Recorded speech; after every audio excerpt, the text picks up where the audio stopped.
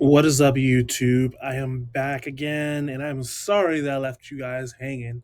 I saw all the views pumping up as I was posting daily, and when I got to that one day, right after talking about determination and consistency, I had mic issues. I have spent the last couple weeks trying to figure out why on earth my mic stopped working. Because I was trying to stop getting those really in and out videos where the audio was just terrible because most of the time you guys are just here just listen to me talk. But hopefully, I'm going to catch up with all the videos. We're going to try to get 90 within 90 days of me first starting. But until now, I'm going to start playing. Let's try to make sure that Snowy is already up and go from there. So we're going to get these hostages saved and probably try to make this easy. Let's go with the revolver. But yeah, so like I said, I gotta apologize that I dropped you guys just because of some mic issues, but I think you guys appreciate that it's far easier to hear and understand me instead of me just trying to either have a lot of videos with no sound or really poor sound. So I did fix the audio issues, um, but I'm back here playing Stealth Master and yapping off your year again. So today, one of the topics that should have came to mind already by now, but was brought up to me by one of my buddies, was about dressing to impress. And that kind of ties into first impressions and knowing that first impressions really matter. And it takes me all the way back to my high school years where I was applying for colleges. And the personal statement that I actually wrote for colleges were actually on, well, not were, because it was one personal statement, was actually on first impressions and how important those were. Um, and those first impressions I leveraged to talk about how sometimes you only get one shot to put yourself out there and get yourself an opportunity. And in a world where things are already kind of adversarial and aggressive against men, where there's less of a opportunity for grace and for forgiveness, you got to always make sure you're putting your best foot forward. Sometimes we don't do that and we miss out on opportunities as a result, but we want to make sure we don't do that. So the way you carry yourself is super important. And this is what I want to talk about today in terms of dressing to impress. So for me, I took that to the extreme. Like when I went to college, I got rid of all my jeans, I got rid of all like my t-shirts and things like that because I already knew for that time point that I was planning to become a physician. I was planning to pursue a white collar profession, and I was coming from a place where no one in my family had pursued those type of things, and there was a way that I wanted people to perceive me to make sure that they knew that I was serious about my goals and my future. So I went to college, even when I went to my classes where everyone else was wearing sweatpants, gym shorts, pajamas, flip flops. Especially my first year. My first year, I showed up in a button down and a tie and a sweater vest or a sports coat every single day. Even when I didn't go to classes, if I was tutoring students, I dressed to impress. If I was going to do simple volunteering work that didn't require me like to do things where I get all sweaty and stuff, of course, if I had to do like manual labor, set up tables and stuff like that. I might wear cargo khaki pants and like a polo shirt and some sneakers. But I always made sure that I was dressed to impress because you never knew who you would bump into. And that turned into several opportunities. When I would walk into a classroom, my professors would say, "Ah, so you're the student who wears a tie to class every day." Or, "Ah, you're the student who wears a sweater vest every day." So even before I stepped foot into a classroom, the professors had already had a conversation, was already anticipating my arrival.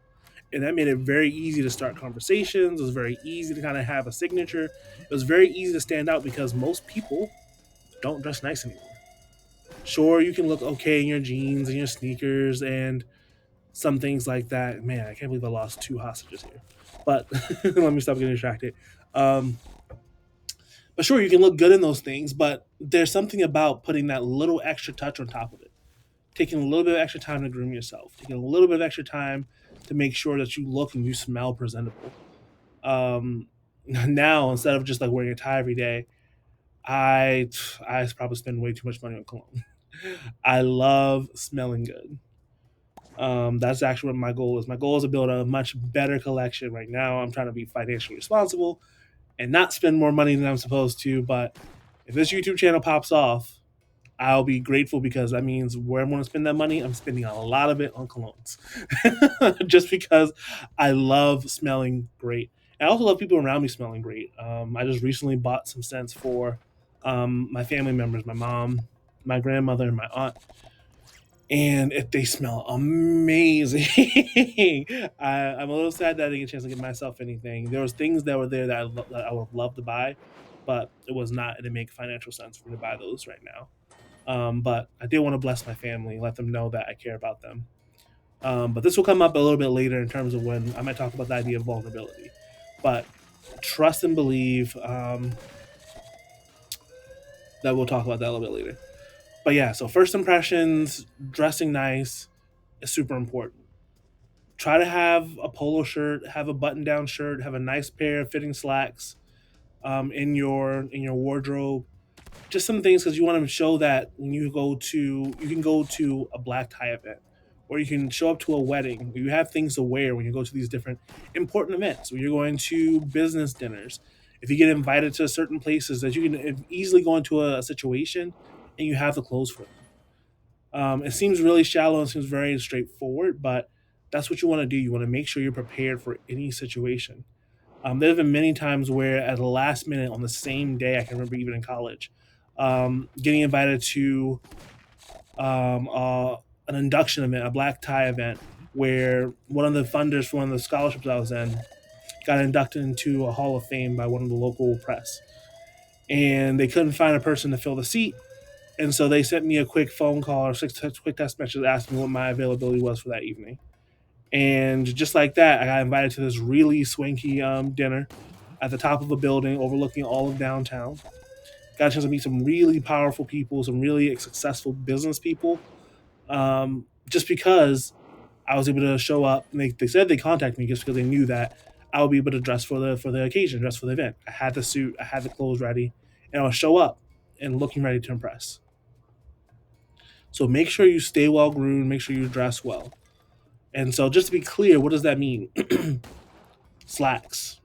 Have at least one pair of black slacks or gray slacks. Black will probably be the most usable because those go well for weddings, funerals, black tie events. You want to make sure you have a good white shirt, making sure they're not yellow and crusty under the arms.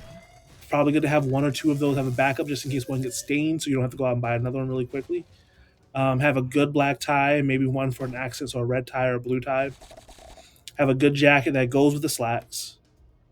And then if it gets kind of hot, you can throw on a sweater vest or a normal vest over top of it. So there's different ways to style it.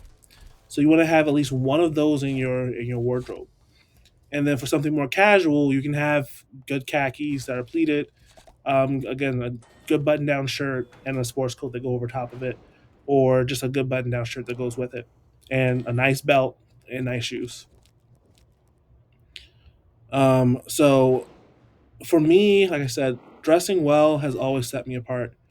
Even now, as I'm finishing my PhD, I bumped into some colleagues after giving a lecture on funding to some first year PhD students because I've been able to get fellowships and funding to do my work and to support my education. And one of the students made a comment to the first year saying that, oh, yeah, he's one of the students where he's just known to be one of the best dressed graduate students around. He's one of the very few students where, even when it got down to like the more nitty gritty parts of his PhD, where he started working really hard, he didn't have his homeless phase. Whereas typical that students in their third or fourth year, as they're getting into the hard part of their PhD, that they start walking around as if they're homeless for a really long time. And I never did that. I always made sure that no matter who saw me, where I was, how hard it was, how many all nighters that I did, I still looked presentable. Now, there may be times like I may have grown my beard out a little bit longer than I probably would have normally done. And now I've kind of gotten back to like being clean shaven every day. But I still made sure that dress wise, I showed up presentable. So the way that you carry yourself, it will stand out because you will look so much different than every person around you. And what does that mean? That means that when people see you, you stand out, for better or for worse. You attract certain types of people to you. So it means you're looking for people who take their life seriously, take their future seriously. Um, you'll attract those type of people, and people will take you more seriously because you take the way that you perceive yourself more seriously. And so, if you're not going to take yourself seriously, why would you expect anyone else to? I'm not saying you can't be comfortable. You can't wear, because like when I go to the gym, yes, I wear basketball shorts and a t-shirt. I make jokes that I may go to the gym in a suit, but no, when I go to the gym, I go take basketball shorts. Sometimes I might wear a polo shirt to the gym, but these are shirts that I'm like I don't wear out anymore because I either got a snag in them because of the cat or something like that. But I wear comfortable clothes to make sure I can get the full breadth of my workout. And I can yap about first impressions, personal appearance, the importance for days on end. My mentees will get their ear talked off on this point. The proper knot to tie in your well, the proper knot for you to tie in your tie. I like half Windsors. I think they look a little bit better, especially since I have a big head and a big neck. I think those look a lot more pleasant to look at. But I think you get the gist. I'm not going to ramble off your ear for too long. We're going to collect these things right here to see if we can get closer to getting Snowy upgraded. But I did want to make sure I came back in was just something that's important and something that was important to me. I was surprised I didn't think of this earlier. Like I said, my buddy kind of brought this to my attention about just dressing nice, and for something that tends to be a signature for me, I thought this right here was really important for me to kind of come in and drop some knowledge on you guys. So yeah, try to get yourself something nice. Spend some money on a nice outfit. Try to go for the black slacks, black sports coat. Just get a whole entire black suit, white shirt. Probably find a vest just in case if it gets too hot.